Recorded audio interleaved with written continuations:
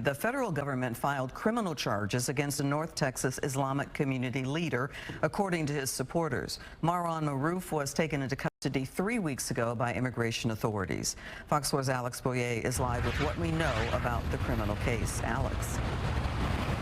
Hi, Clarice. And at a hearing held earlier today, we learned that the federal government hit Maroof with new federal charges, including claims that he supported a terrorist organization. Now, his legal team denies those claims and at the same time has filed a petition in federal court hoping to be able to get him out on bond while the legal proceedings play out.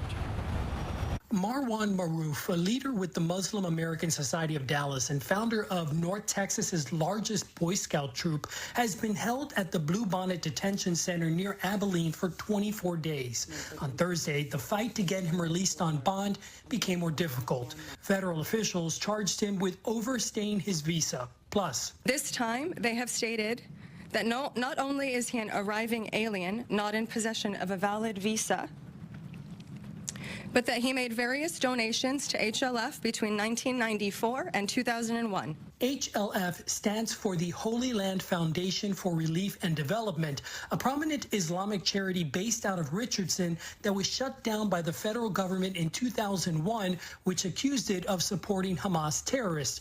Maroof's legal team deny any wrongdoing by their client. We received bad news in court today.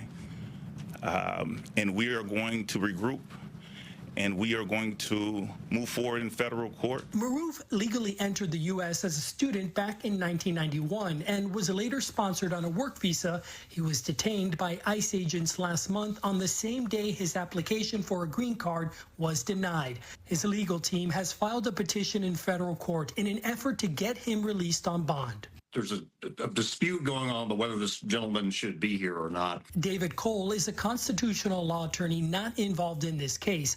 He offers this perspective. The Department of Homeland Security has taken the position in the last few months through their highest internal court that there's not a right to do that. There's not a right to post bond for certain types of disputes about immigration. And this gentleman falls in that category. Maroof's eldest son says the family is in turmoil. At every hearing, new charges are being added or amended. It feels like they're trying to see what will stick. It's incredibly stressful, and it's heartbreaking to try to explain this to my two younger siblings and to my mother.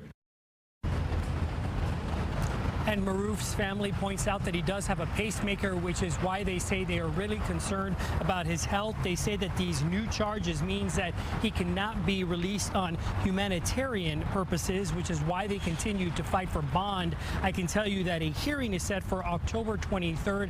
That is when the government is supposed to make its argument for denying him bond. Back to you. Alex, thank you.